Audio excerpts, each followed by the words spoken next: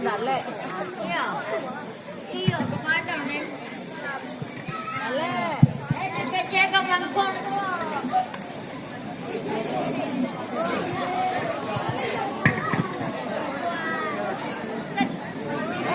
Sudah hidup sudah. Gue masuk. Inilah SSAN Nagari Panyakalan.